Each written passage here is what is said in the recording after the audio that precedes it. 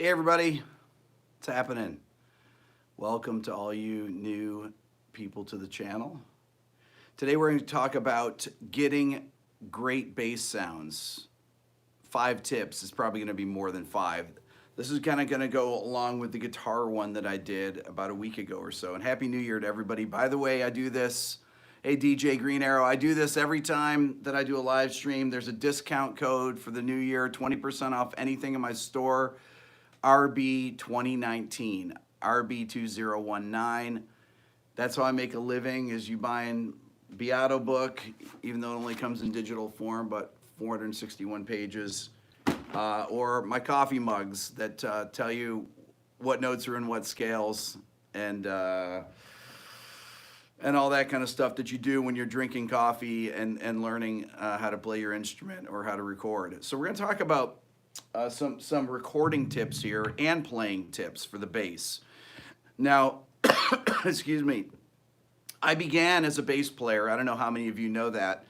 I started playing bass. I started on cello, then I moved to upright bass, and my undergrad degree is in classical bass, actually. So I started playing electric bass when I was in about 7th grade or so. I talked about this in the last video when I was talking about learning Ramble On, and I learned Rush because the Farewell to Kings had just come out, and I started to learn bass parts off rock records, progressive rock records, pretty much anything that I could learn. I would do Chris Squire bass lines, Geddy Lee bass lines, John Paul Jones bass lines. I would learn Motown bass lines. Really anything that had really cool bass is what I did. Now, from being a music producer, there's a lot of very specific things that actually take your recordings from being amateur to professional, and it's things that professionals do that amateurs frankly do not do. And this comes with, there are certain technical things. And one of the biggest things to do that I always, and it's amazing people don't do, is muting. It's the first thing I talked about with the guitar, and it's just as important with the bass. You want to get one string. It's actually more important with the bass. You want to only get one string to ring at a time, and a lot of people don't talk about muting. There is left-hand muting and right-hand muting like there is on the guitar. Now, it doesn't matter whether you play with fingers or pick. I play with both, okay? It depends on the style. A lot of times I will play with my fingers. Usually I will use 2 fingers. Sometimes I'll only use 1 finger if I want a certain consistent sound. On my jazz bass here, a lot of times I will play here with my finger on the pickup, but sometimes I'll play back here if I want to get a lot more mid-range, a more mid-rangey sound. I will play back here. The closer you get to the bridge, the more resistance there is, and the more resistance, the more mid-range you're getting out of the string, the more top end, the more snap you get, because it's actually harder to move the string there. You can see the string move a lot there. String does not move a lot there. So it takes more to get a sound, but it's usually a brighter sound, and it's and it has more attack. Now, if you watch Geddy Lee or John Entwistle, if you watch Geddy Lee in my last video where I put in some live footage of people playing, Geddy was playing Tom Sawyer, and he's playing up here. Now, some bass players will play, and they will actually tap on the strings to create their sound. But let's talk about some really basic things here. Let's go to muting first. So what do I mean by muting?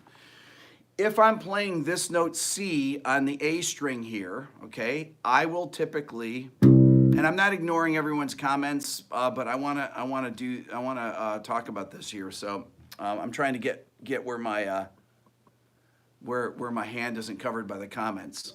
So if I'm playing this note C, since it's on an inner string, what you have to do is you actually have to mute. And the first muting that I will do is with the left hand, okay? I will mute with the right hand, just like on the guitar, but here, I will play that note there, and my index finger is touching the low E string.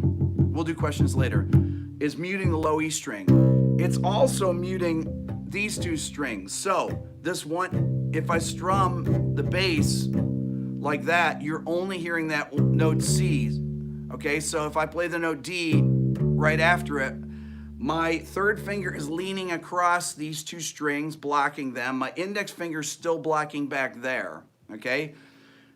Many times I will do a thumb mute on the low E string too, depending on the part. So you'll see pro bass players, they all do this, okay? They will all do this. They will use the thumb. If they're on the D string, the thumb many times will come around, and that's why people do that, because that thumb is muting that low string there. So you should be able to, as I'm playing that, you're seeing there's no extraneous noise there. You'll also notice that I'm playing here in what I call close position. This is how I learned, since I was a classical bass player to begin with. I learned to play this way like you would do on the bass. Now, I also play like this, or I will play like that, depending on what the music calls for. But when I play my upright bass, I'm gonna do a lot of moving around here on this video, okay? When I play my upright bass here, okay? And I'm playing here in this position, right? If I play the note E here on the D string, and then I play the note F, and then F sharp, that is the spread of your fingers. In the lower positions here, you only use your first, second, and then third and fourth together. Right, so if I'm playing,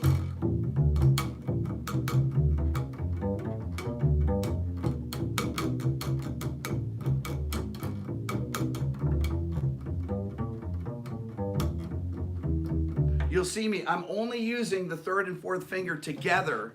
I'm not using them separately because of the gap in string spacing there, okay? So, brother, same thing goes down here when I'm playing on the electric bass. I do that same thing. And one of the reasons that I do that is so that I can mute those strings so it's really clear, okay?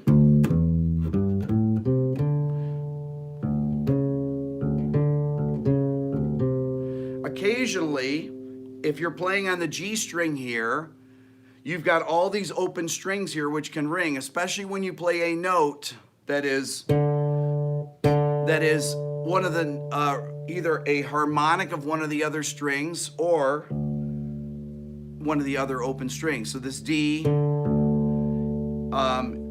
here, if I'm not muting this D string, it will ring sympathetically and make your bass sound sloppy. So this is where you have to go to the right hand muting, okay? Now right hand muting, if I play this D, I immediately play what is called a rest stroke here. A rest stroke is what you would do on classical guitar. You play through the string and you rest it on the string above it. Now I'm back to, when I go to the D string, I'm back to muting with this hand. But I'm gonna mute with either this finger, or if I'm alternating the two fingers, those two fingers will alternate and do a rest stroke on those strings, okay? Now, if you're playing with a pick, it's a whole different animal. And I play a pick with a pick a lot with rock. And I know a lot of bass players that come in here, you know, Sting, Paul McCartney, no, they don't come in here. They play bass with a pick. And one of the reasons they play bass with a pick, or at least they started to, Sting did, is because it's easier to sing and play with a pick because you keep this up and down motion going and it's more like strumming a guitar. But you mute a little differently. You're gonna mute, I will mute with the palm of my hand just like I will do. I will mute with the palm of my hand like I do on the guitar, similar thing. So I'm muting on in both areas. Now, if I want to alternate, you know, or to use extended positioning,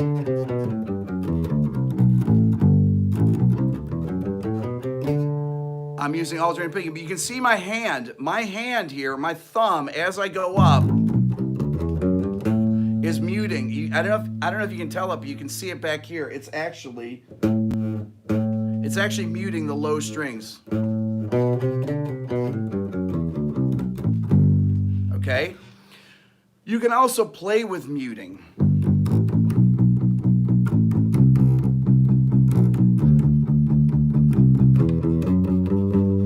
Now, a lot of bass players will mute their entire parts. And one thing happens when you mute, you get a lot more low end.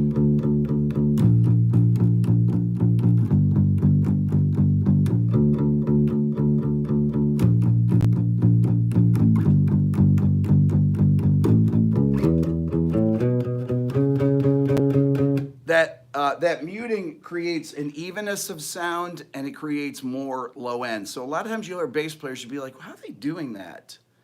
And you'll be surprised how many people actually mute a lot when they're playing. Okay, now, so that's one of the tips, is muting your strings, because that will make a massive difference in your recording. If you have any extraneous string noise, forget it. Your band will sound terrible. Okay, it does not matter. That's probably the most important thing, is muting above anything. I was talking to my assistant GL. He just left here. I told him I was doing this thing, and he said, "What are you going to talk about? You going to talk about muting strings?" And I said, "Yeah, that's probably what I'll start with." He's like, "Good." And it's funny because he's been on sessions for 18 years with me, and we're constantly just going, "Oh, brother." I literally will go to bass players while they're playing parts. There will be guys that will be playing like this. They'll be playing here and not muting the string. And I will go while they're playing a bass part, and I will touch their strings, and I will mute all their strings for them while they're playing a part, so that so that their bass part sounds clean. If they can't do it, I'll just help them and I'll do it. Okay. Now, you'll notice I have 3 basses here. I have my Fender Jazz bass, I have an Ernie Ball 5-string, and I have a Rickenbacker. Now, if you can afford this, if you're a recording professional, producer, whatever, and you want to be prepared for when somebody comes in to be able to cover as many sounds as possible. Now, a lot of people will bring in their instruments and want to play their own instruments, and I love people to bring in their own instruments. But I always wanted to have at least 3 basses. I have more than 3 basses, but I have a 4-string bass, usually a Fender. I have a Fender Jazz and a Precision. I have a 5-string bass with active pickups, because if you're doing some type of progressive metal or things that involve really low tuning, you need to have a 5-string, and many times with active pickups. So I will use the Ernie Ball that's over here. This particular Ernie Ball I like. I think it's the better sounding ones because it's got the 3 pickups here, or the three knobs, and this has the bird's eye maple fingerboard. This is a really great sounding bass here. Any of you that were that watch my video, Tony Levin has always used Ernie Ball basses, and his bass sound is amazing. Check out the video I just did. Listen to the Peter Gabriel track, the Sledgehammer. It sounds beautiful. But Tony, I did a session with Tony one time, and he just had the best bass sound. I'll tell you a funny story here. I wanted to tell it in the video, but I forgot. So Tony said to me, first time I'm meeting him, he says, he goes, he's working on a part, and he says to me, this is really funny, I just met him. And he goes, it usually takes me a bit of time to come up with a part, but once I come up with a part, it's usually pretty good. And I said, that's a joke, right, Tony? And he was serious. It's like, this is Tony Levin, Usually it's pretty good. No, it's always amazing. It's it's not usually pretty good. He was so nice, and he just, just what a great musician. Incredibly, really knew how to create a part. It was absolutely brilliant to watch somebody like that craft a part. And he would craft a part over a period of time. It would be, he would start to, he'd really listen hard, and he would start out playing really simply. Then he would listen to the melody, and he would see where the spots are, where he can put fills in. If he's going to play, if he were to do a double stop, meaning playing 2 notes at once. Let's say he wanted to do something like this, like a chord there, or a 10th interval. Okay? He would always know where the appropriate spots were to put slides, to put to play 2 notes at once, whatever it may be. And that's a some of the parts in my bass video that I just put out, where of the songs I played there, you'll notice a lot of the bass players played chords, or at least would play multiple notes, double stops. That's 2 notes at once. There was it was in I think Fell on Black Days had it. Jeremy had it. Jeff Immense bass part. Tony Levins was playing 2 notes. Sting was playing 2 notes at the same time, playing octaves. It's very, very common with these bass players to play multiple notes. Now, I have this Rickenbacker here as well.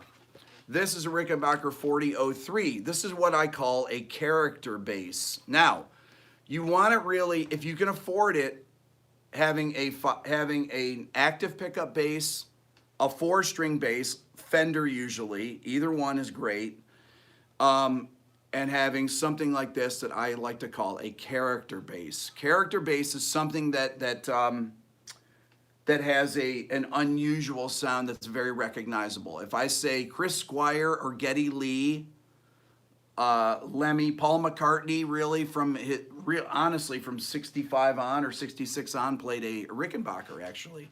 I think he occasionally played Hofner too, but this is a character bass. It has a different type of mid-range, and it sounds different than a standard Fender bass. Okay, so it's more recognizable in the mix when you hear something like this. It occupies a different space because it has different type of mid-range. Now, you can always change these things. You can record this. I can make this sound like a Hofner bass. I'll put some foam under the strings. I'll play particular parts. I mean, McCartney played his 4001.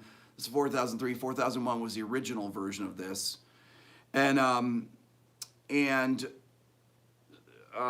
he made it sound kind of like his Hofner. But John Entwistle, a lot of people played character basses. Tom Peterson from Cheap Trick, that was one of the best bass sounds in the video when he played on what was the song that I did? Not Surrender. I forget what song I did, but it has a phenomenal bass, massive low end. He's playing his 12-string bass. Okay, let's talk about some other stuff here. We're going to walk around the studio, and we're going to talk about, turn that off. Dream Police, thank you for that. Awesome. I knew that somebody knew what it was. Okay, we're going to walk into the control room. I'll talk to you about the typical recording setup that we would have, okay? Now, you may not have all this different stuff like I have. I have a lot of mic pre's and things like that because I've been in business as a music producer for 25 years, you know? I typically like to have I will go into a mic pre that has an input. My mic pre of choice here is a Neve 1073. These are not cheap, but this is a BAE Neve 1073 here, and it has a DI input. You see the DI button right here? This is an amazing sounding mic pre, really for anything, but incredibly good for bass. It has, when you engage the EQ, it just, the low end blooms, okay? When you put in 60 hertz, which is one of the frequencies here, or 110, depending, and you crank it up, it makes the bass sound massively big, okay? So I will usually run multiple signals before. We haven't talked about the amp. I will split the signal through a DI, and I will go into the amplifier, and I will go into a DI, usually like this, or I will go into, right here I have a Zod tube DI that my friend Dan Durlow makes. You can find it on the web, Zod DI. This is a killer tube bass DI. I like tube bass DIs because, I mean, it's a DI. It's not a bass DI, but I like tube bass DIs because they, there's a certain character, specific ones. This one's really great. I love this. Demeter makes a very, very killer tube DI as well. Okay. So tube DIs, it sounds as fat as it looks. Okay. This is a pretty, solid piece of gear. So I will decide what I'm going to do, whether I'm going straight into a mic pre or straight into the DI. Okay. The DI will go into, depending on what it is. Now this DI is used, this is what you'd use live, okay? I have it here. This is what you're gonna use out tracking if you're going into a snake or something. This is not something that I would use in the control room necessarily, okay? This is not antique. This is just custom made. These are not old Neve. This is an old Neve. This is BAE is British, British Audio Engineering. It's a company that's, that they make brand new 1073s that are identical to vintage ones, okay? So that's usually the setup that will go into Pro Tools on that end. Then I will split the signal and I will go out to the amplifier. Now, I'm lucky because my studio, I have a floating floor in my control room. So there's not a lot of bass transfer between the rooms. What's up, Renzo? But I try to put the bass cabinet and amp as far away as possible. Usually I'll have the head in the control room and I will run a speaker cabinet, or I run a speaker wire all the way to the bass cab. I have a bunch of different bass amps. The one I have here is an old Ampeg V4B.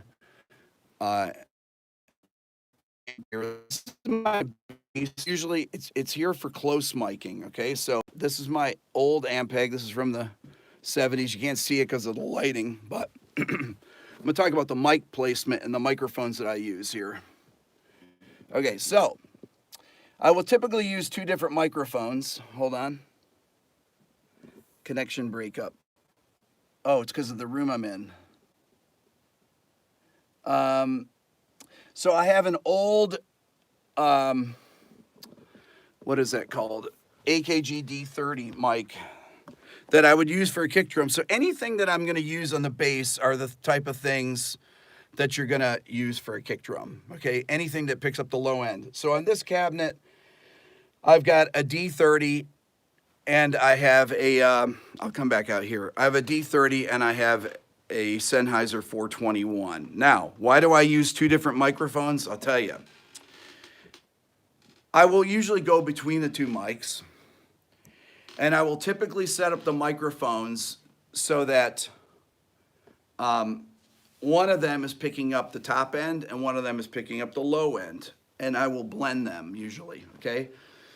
The mic that picks up the low end is a mic that picks up low end, right? Could be a Beta 52, a Shure Beta 52. Could be an Electro Voice RE20. These are all mics that are great for voice, they're good for proximity effect, and they're great for kick drum. Anything that's great for a kick drum is great for a bass guitar amp, okay? I have a Neumann 47 FET, okay? It's a condenser mic, that's great. But then I want a mic for the top end, and that mic for the top end is gonna be a 57 probably. I see Renzo just said, how about an SM57?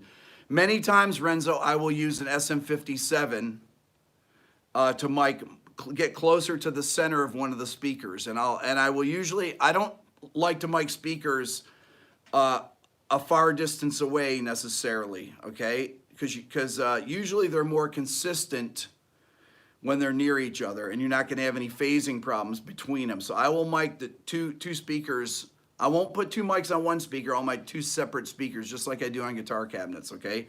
Trust me, you'll get a better sound and it'll sound more in phase, all right? So I will typically take the two signals, and I will either blend them or I'll record them separately to two tracks. Now, the thing is, if you record them to two tracks and you have let's say you have a 57 and a Beta 52. The Beta 52 is for the low end, the 57 is for the top end.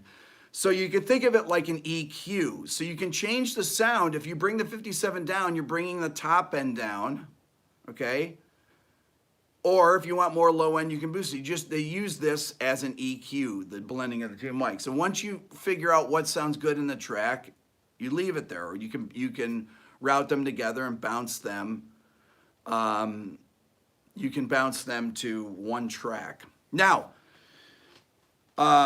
if I'm going to go for a distortion sound, okay, here's one thing with a bass. Now, typically, I'm going to record the clean DI on its own. The clean DI can do a lot of things. You can reamp it.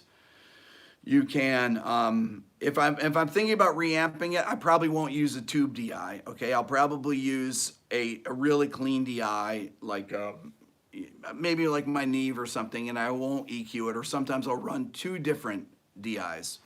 So they have pedals. They have bass pedals like this. There's an example that this is a Boss bass overdrive. No, I'm not endorsed by Boss. I'm not endorsed by anyone actually. So anything I ever put on this channel are all things that I own. So this bass DI with this bass overdrive, one of the things about it is that it will not cut out the low end of your bass. Typically when you go through I'll get to phasing in a second, Tom. Typically when you go through a distortion pedal, a guitar distortion pedal, you lose the bottom end, okay? Well, people figured out this a long time ago, and that's why they have separate bass distortions, okay? You can do that, or I was playing, bands like Carnival or, progressive metal bands or Periphery. They have this company here called Dark Glass. They make incredibly great amp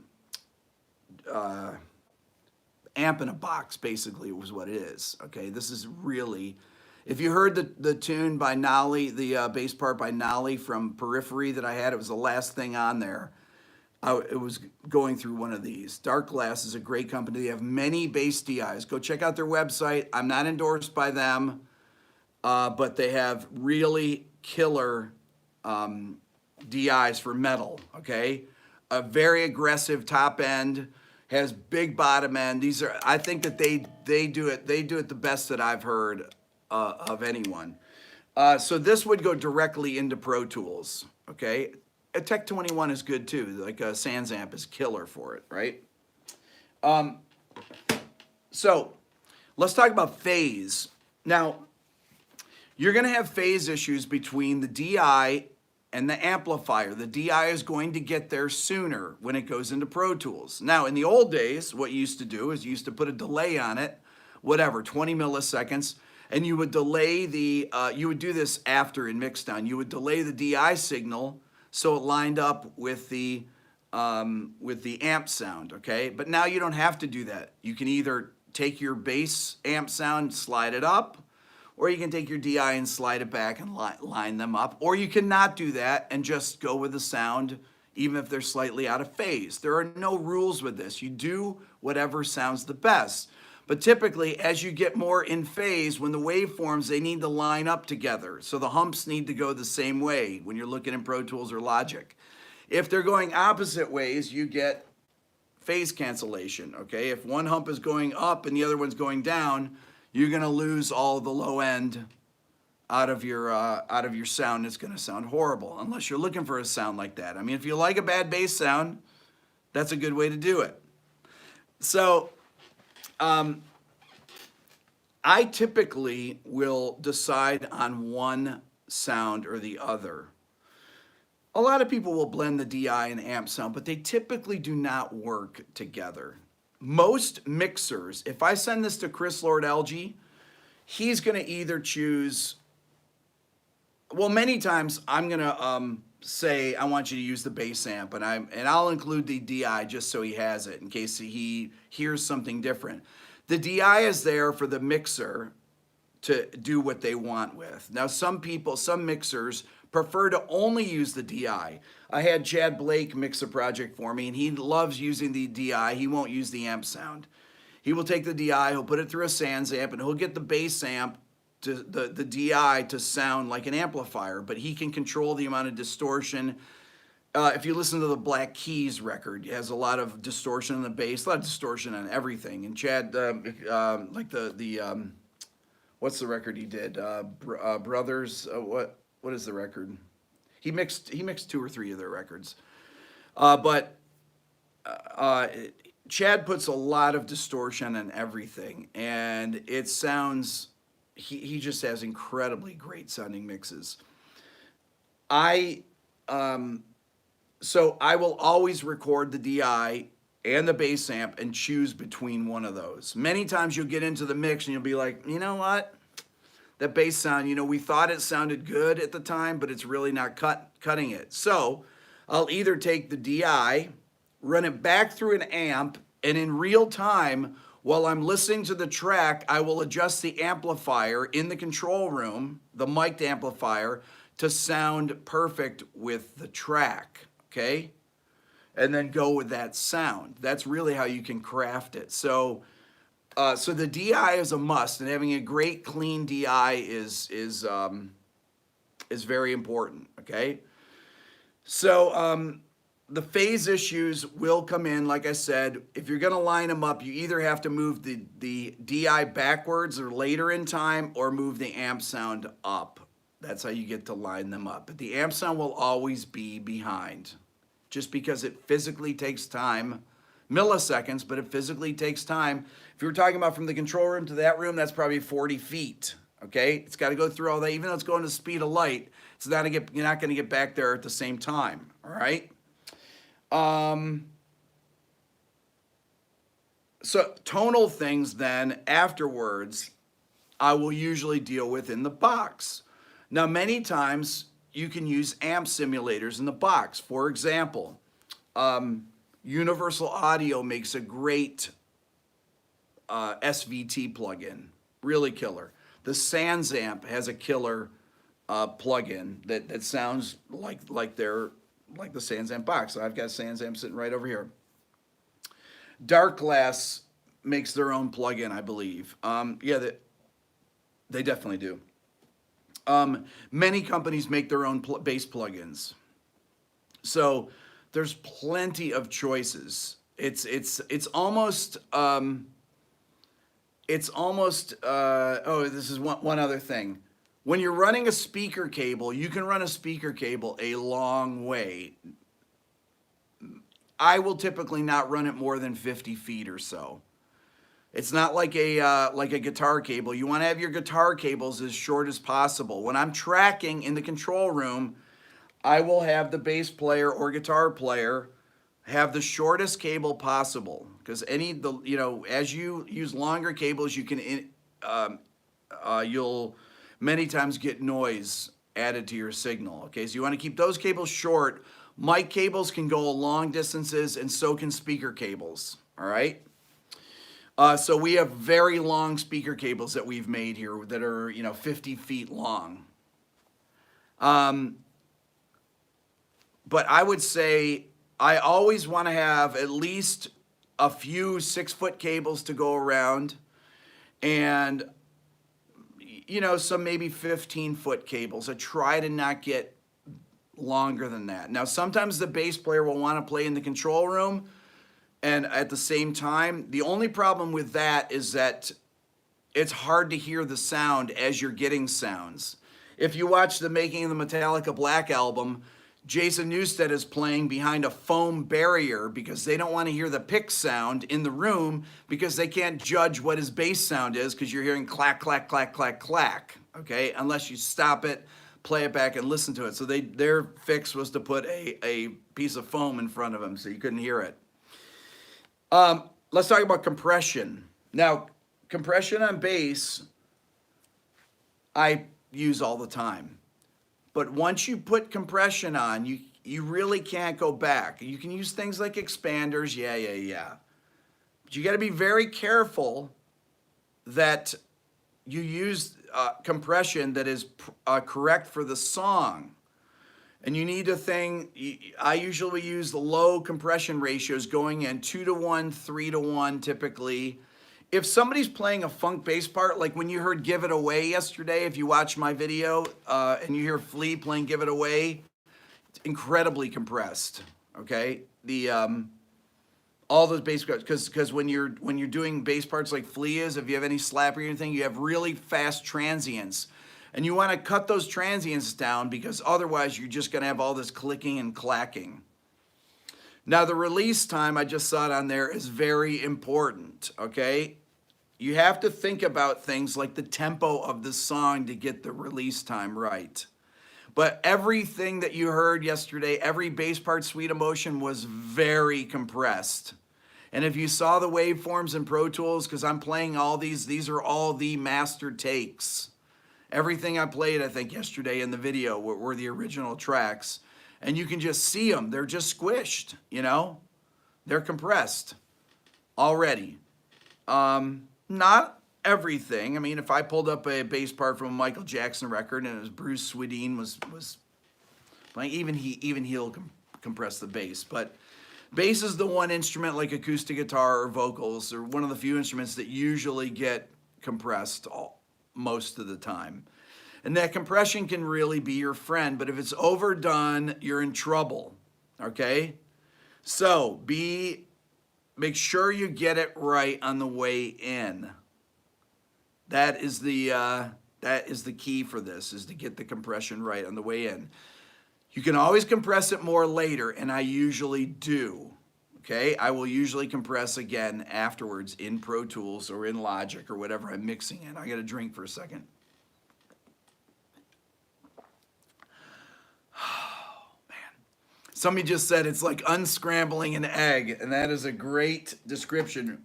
By the way, sale on the Beato book today, RB 2019, 2019. Anything in my stores, 20% off. Everybody on there. This is how I make a living.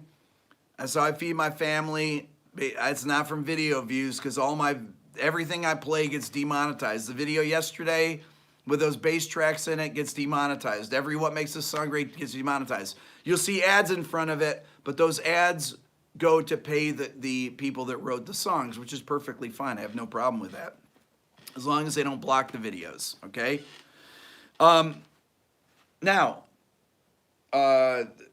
So yes, compression. Just be really careful that you don't do too much compression on the way in, unless you know what you're doing.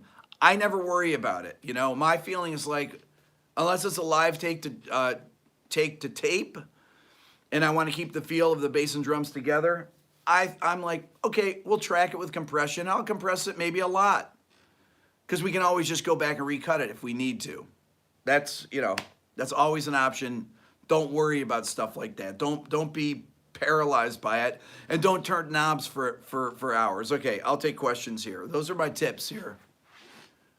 What exactly does compression do? Somebody just asked. Okay, compression essentially evens out the sound. It takes the transients and kicks them down depending on what your compression ratio is. But that's one of the few effects that one of the few things that is used all the time on bass. Although you'll hear things like reverb on bass. People don't think of using reverb on bass. If I didn't use it in my video yesterday, but on Killing in the Name by Rage Against the Machine, at the beginning, Andy Wallace, who mixed it, is using reverb on Tim's bass. And it sounds killer. You don't think about it. People don't think, oh, put reverb on bass? Yeah, if you have a clean bass sound, you can use reverb on it. There's no rules for this stuff. My voice sounds knackered. It just sounds like this because I have a cold right now. So,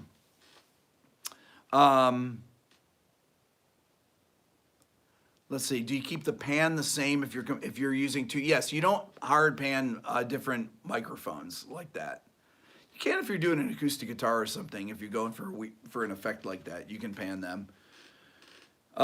In Killing in the Name, though, they use reverb on the afterwards in the control room. Andy Wallace is doing it, and I think, I'm not sure or not, they're using fuzz or distortion on the bass in the chorus when they're doing the. I'm pretty sure that he's playing on the riff. I'm trying to think of the riff.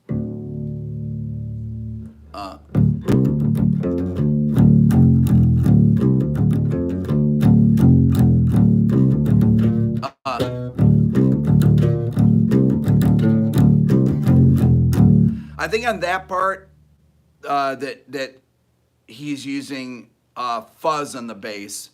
He's probably doing it with a pedal and then cutting it off. Now, a lot of people, my favorite mixers like Andy Wallace, yes, that's in drop D. I just tuned it down to drop D. Can I explain compression ratios? John just asked. John, I have a great video on compression. That's everything you need to know about compression. You should just watch that because it's really, I think it really informative, and it's been viewed many times on my channel. I have a video on compression. I have a video on EQ that is really exhaustive like my voice. Okay, so Ruben asked, why not compress the bass stuff after? I'll tell you why. You want to get sounds as close to where they're going to be in the mix, okay? You never want to guess. Don't leave stuff till later. Always be mixing is what I say.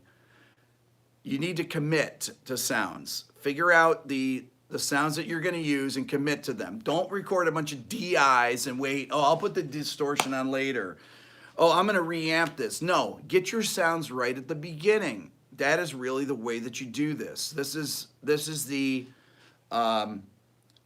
how you know what the energy of your track is. You do not want people in the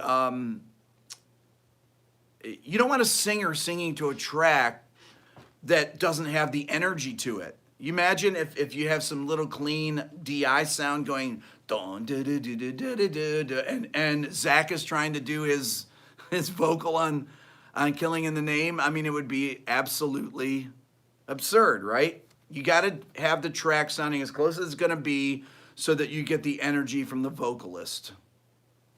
Have I ever used a Kemper for tracking bass? You know what, Jonathan?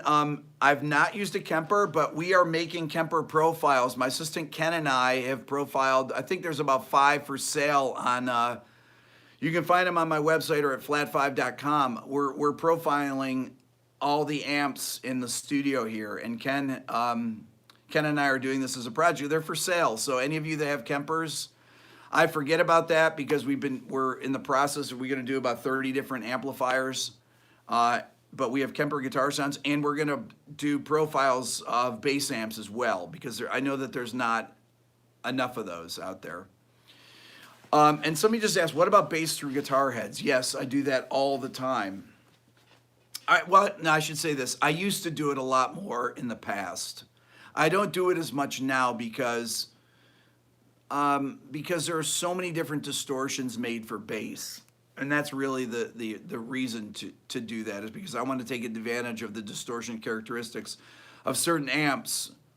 But now you have way more options than you used to have. You have,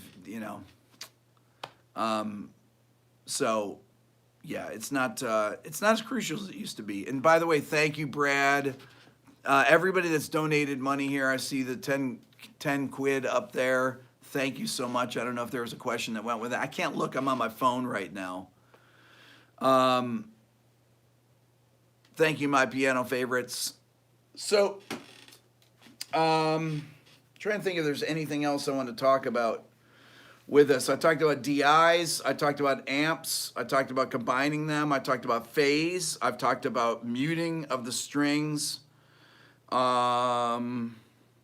There's a lot of really inexpensive amplifiers that actually sound good too for bass. Now I have the amp that I'm playing through here is just a little Ampeg Micro CL, it's called. Check it out. This is what I'm playing through right here. Look at this.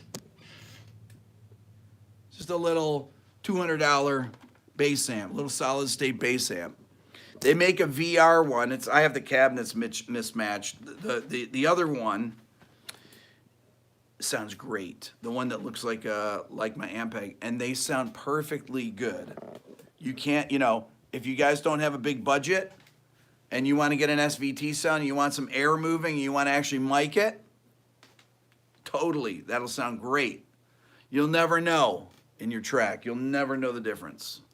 I'll know the difference, but you won't know the difference. I'm just kidding. Okay, so that's it. I think we got everything. I went through a lot of stuff today. You can. I'm going to talk about pickups and another. There's so much to talk about with pickups. That's a whole nother video. There's many other things to talk about bass. I've not checked out Geddy Lee's new bass book, but I want to check it out. I really want to check it out. I want to get Geddy Lee in for an interview one of these days if I can. Beato book is on sale. The PDF, 20% off anything in my store. Remember, it's how I make a living for my wife and 3 kids, and how I'm able to do these videos for free on here. The code is RB2019. Happy New Year, everybody. You guys are the best. Thank you for subscribing. Hit the like button, hit the subscribe button, and email my channel out to your friends. Email this video to your friends. And, you know, you guys are amazing, and I love doing this. This is my favorite thing in the world. I'm so glad that I'm fortunate enough to have everybody here. I really appreciate it, and it's so fun. I read about YouTubers getting burned out. I'm not going to get burned out. This is like the most fun thing I've ever done. You guys are the best. Thank you.